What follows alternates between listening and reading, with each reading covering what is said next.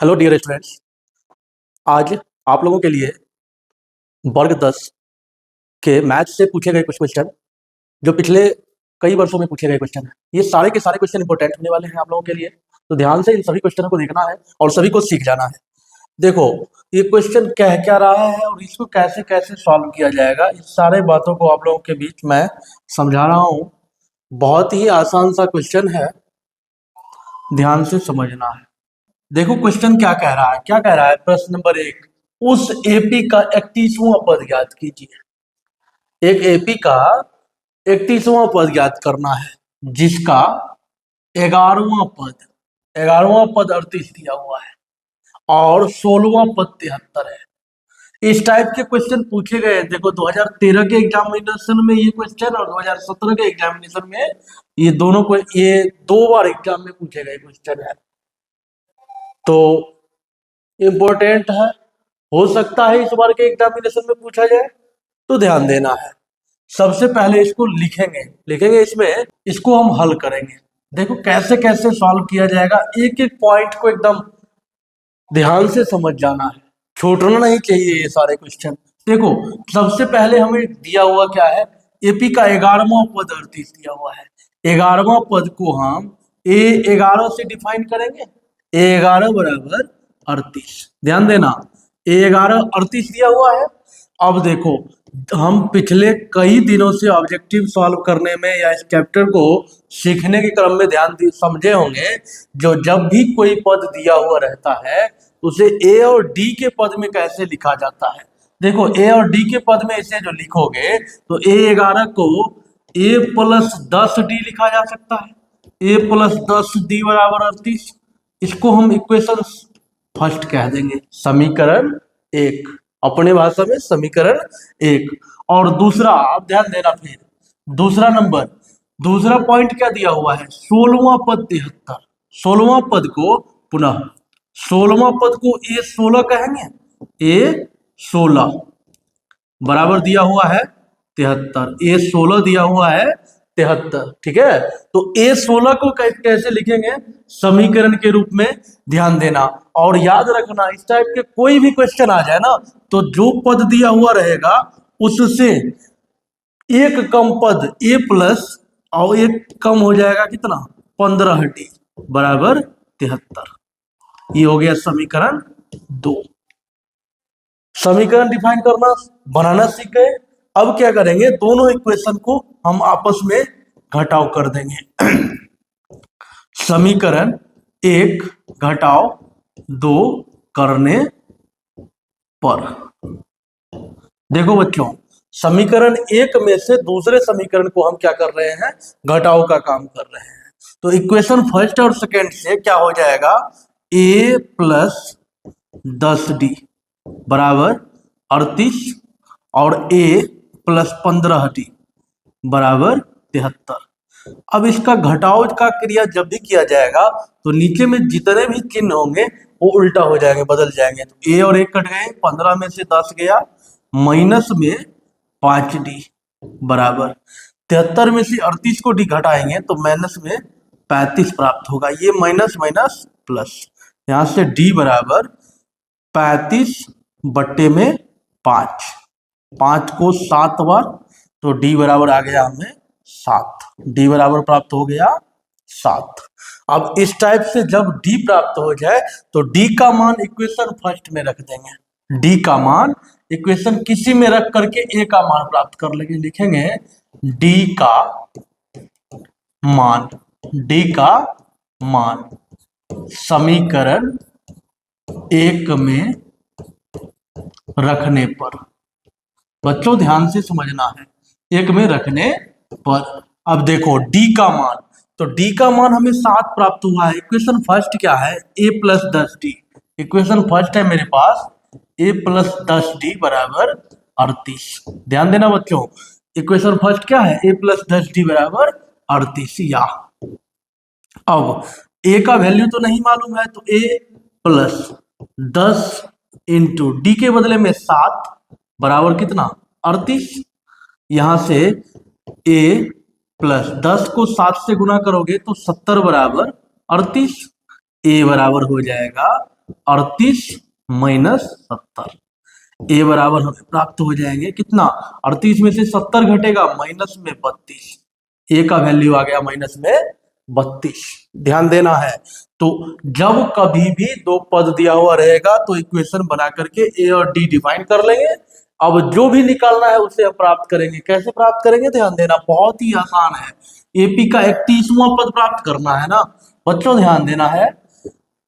31वां पद लिखेंगे, 31वां पद को A31, क्या लिखेंगे, A31 निकालना है। तो A31 बराबर A plus 30D, A plus 30D। ध्यान देना, A के बदले में 30 तो 32 प्राप्त हुआ है, अब प्लस 30D, 30 इंटू डी का वैल्यू 7 है, तो 30 गुने 7, यहां से माइनस 32 अब प्लस 7 दिया 210, घटा दोगे तो क्या आएगा 178, 178। ठीक है, यहां से हमें A31 जो है, A31 वो प्राप्त हो गया 178। ध्यान देना बच्चों, A31 क्या प्राप्त हो गया, 178। यही हो गया हमारा आंसर। उम्मीद करता हूं आप लोग एकदम अच्छे ढंग से समझ चुके होंगे। अगले नंबर क्वेश्चन पे चलेंगे। एक बार इस क्वेश्चन को ध्यान से समझ लेना है, किसी भी प्रकार का दिक्कत होगा तो कमेंट में जरूर पूछ लेना है। ठीक है, अगले नंबर क्वेश्चन की ओर चलें। देखो, प्यार से समझते जाना है हर एक क्वेश्चन को। अब 2 नंबर क्वेश्चन क्या है, आप लोग अगर स्क्रीनशॉट लेना चाहें तो ले सकते हैं। क्वेश्चन नंबर 2, ध्यान देना है। 2 नंबर क्वेश्चन कैसे करेंगे देखो बच्चों, सेकेंड क्वेश्चन क्या कह रहा है, कैसे किया जाएगा, एकदम एक एक चीज को नोट करना है, कैसे समझ रहे हैं, क्या कर रहे हैं, उस सभी को सीखते जाना है। तो क्वेश्चन नंबर 2 पे चलें। 2 नंबर क्वेश्चन क्या कह रहा है, किसी एपी का 17वां पद, कोई एपी का 17वां पद उसके 10वें पद से 7 अधिक है। इस बात को हमें समझना होगा प्यार, ध्यान से देखो, लिखेंगे हल।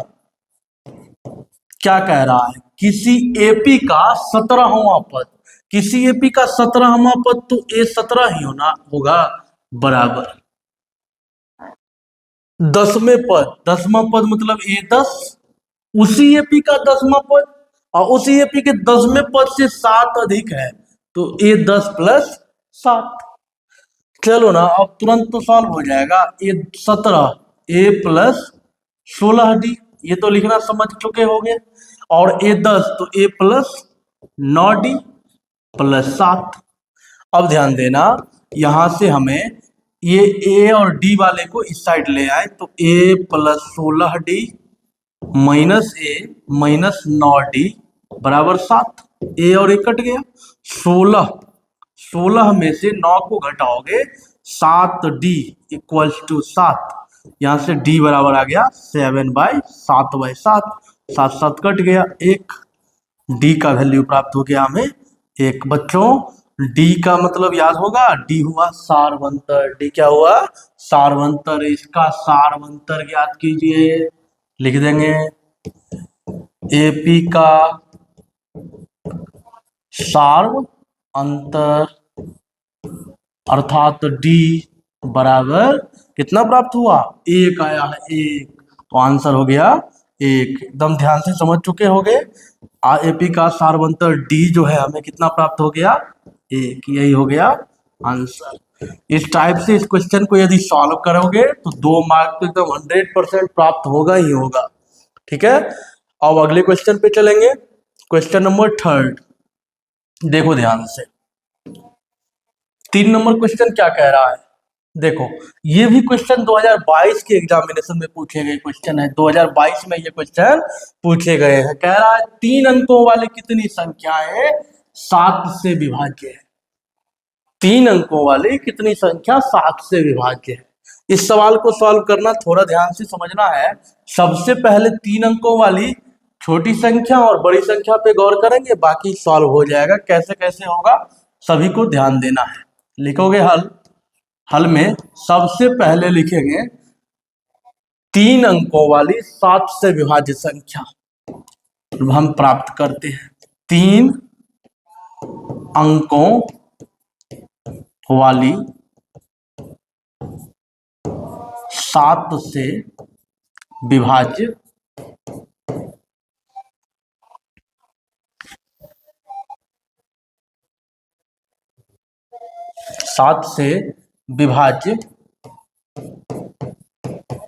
संख्या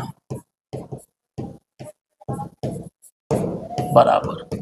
बच्चों ध्यान देना, 7 से विभाज्य 3 अंकों की सबसे छोटी संख्या 100 होता है, इसमें 7 से डिवाइड कर दो। 7 एकम 7 बचा 3, 0 7 चौका 28, 2, इस 2 को इसमें सब्ट्रैक्ट कर दो, 5 प्राप्त हुआ, 5 इसमें ऐड कर दो, तो पहला नंबर हो गया 105। तो 3 अंकों वाली 7 से विभाज्य संख्या सबसे पहले 105। अब इससे आगे तो इसमें 7 ऐड करते जाएंगे, 105, 112, 119, इसी तरह से बढ़ते जाएगा। ठीक है, अब चलते हैं लास्ट नंबर की ओर। तो लास्ट नंबर जो है वो है 999।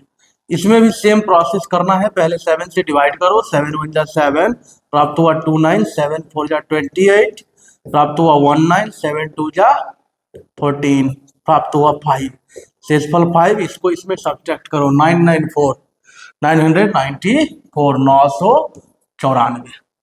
ये जो है हमें एक एपी प्राप्त हुआ, एक संग्रह प्राप्त हो गया। ठीक है, अब इस एपी के सहारे इसे हम 1 सेकेंड में सॉल्व कर देंगे। ध्यान देना है कैसे सॉल्व किया जाएगा उस पे।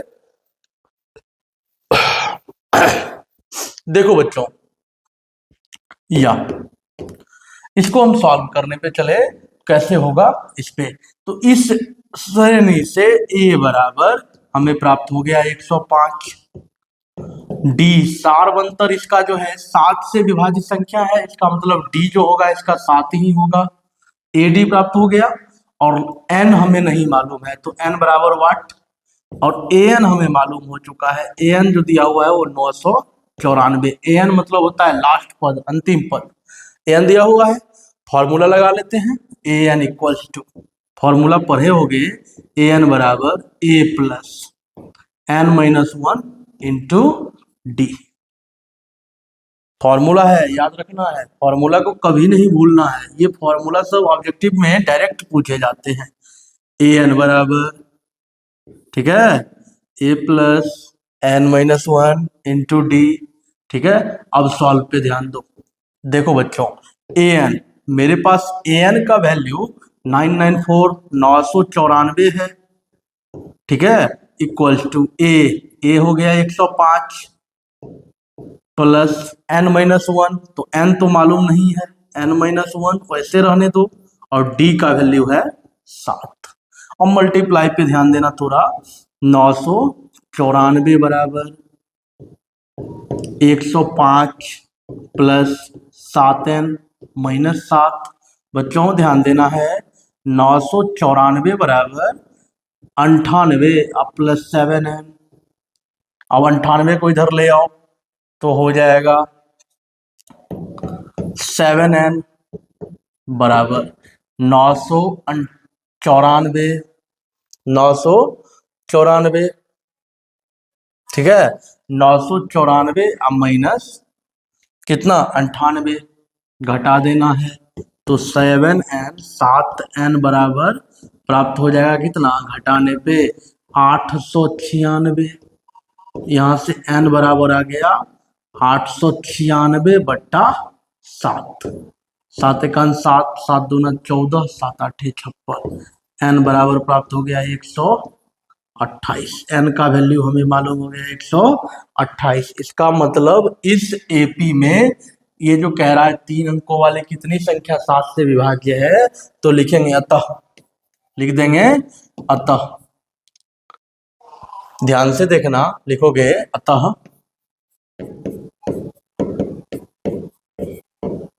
3 अंकों वाली 128 संख्या 7 से विभाज्य है। यही हो गया इसका आंसर। क्लियर। देखो चौथा क्वेश्चन कह रहा है 10 और 250 के बीच में 4 के कितने गुणज हैं? 4 के कितने गुणज हैं निकालना है ना। लिखेंगे हल। देखो 10 और 250 के बीच में गुणज निकालना है तो लिखेंगे 10 और 250 के बीच 4 के गुणज।